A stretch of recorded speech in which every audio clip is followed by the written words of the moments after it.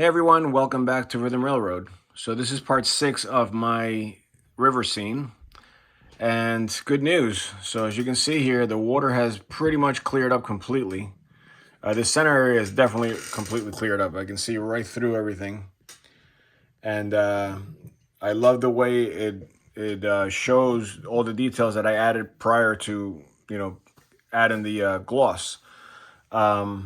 And I also love the texture that it created naturally. I didn't do any of that. I just poured it on top, and it just kind of did that whole thing. So now it looks like, like water is moving, right? It looks like it comes down from the waterfall back there, and then all that rippling and all that, reaction to the water falling creates this rough kind of look. And it's kind of like a shallow river with a few deep pockets, right?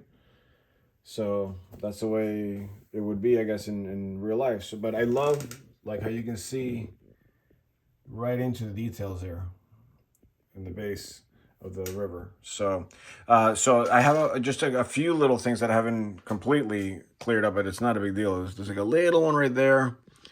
There's a bit of haze right here, but it's not even that noticeable. And then there's in the back is the one that's taking the longest because that was the deepest part. But I have a feeling that's going to dry up anyway. That's going to clear up. And if not, I'll do what Boomer from Boomer Diorama suggested, which is just take an X-Acto blade and just poke a couple of holes on there. And hopefully the air gets to it a little faster and dries all that stuff up. But either way, I'm going to make a lot of, like that whole area basically is going to be a lot of like foam from the waterfall, right? So I'm going to paint it white anyway.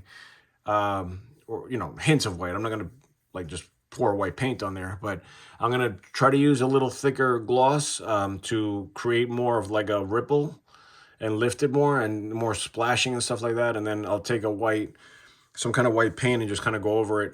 Or one of those effects that people use to create, foam and stuff like that.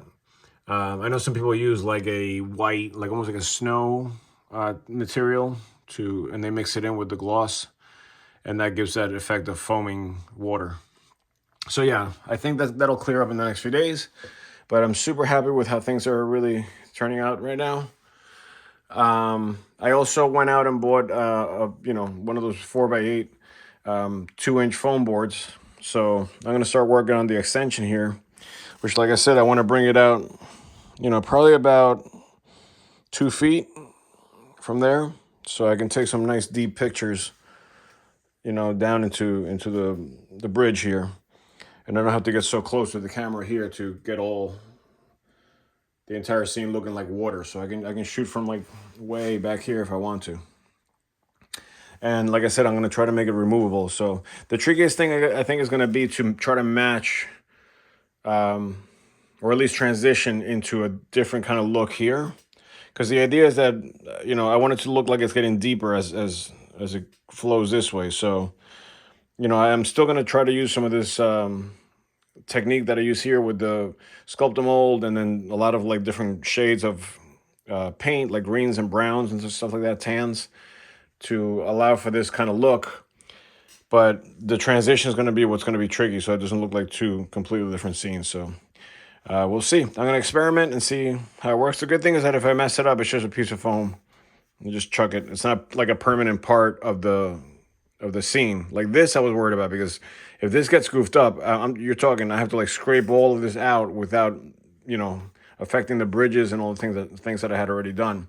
So that would have been a nightmare. So I'm glad that's done. Now this is just an extension, and like I said, if I goof it up, it doesn't matter. So that's basically all I did, guys. So I started to mess around with adding some hikers. This guy is just looking around. I don't know. His eyes are kind of freaking me out. I don't know if that does it for you too. He looks like possessed or something like that. But I got a few more characters to add to the scene. This guy that's squatting here, I'm going to put him way down there, kind of like, he's looking for like fish or something down there. And then I guess the daughter, I guess it's his daughter here, is going to be right behind them, kind of looking over his shoulder. I don't want to put a lot of people here, but you know, I figure definitely these two. I might even add this lady that's pointing here, like behind that guy or something, or like, you know, pointing that way or something. You know, I want to scatter them a little bit so it doesn't look so packed, like, you know, too many people in there. Anyways, all right, so that's it for this one. On the next one, hopefully I'll be either extending here or I'm still kind of working on the background. I still think I'm going to have to go with a photo backdrop back there because I tried that photo backdrop and I'm not really loving it. So I think I want something bigger and something that shows tree lines that are closer, and then also like kind of like mountains or whatever behind there. So I might go with like a trackside scenery type thing where you can also customize it to add a road, because I do want to make this road seem like it keeps going that way. So maybe I'll do something where, you know, it's trees, then the road, and then this is, you know, all more trees, and then maybe I'll even add a little creek so that I can squeeze it in there, you know, so it looks like it's coming from there, or I don't know. I gotta mess around with it, but we'll see. So it's one of those two things. Hopefully, if not, I definitely want to figure out what I'm gonna do here as far as like continuing this rock over here, or if I'm just going to create a hill. I don't know. I'll figure that out.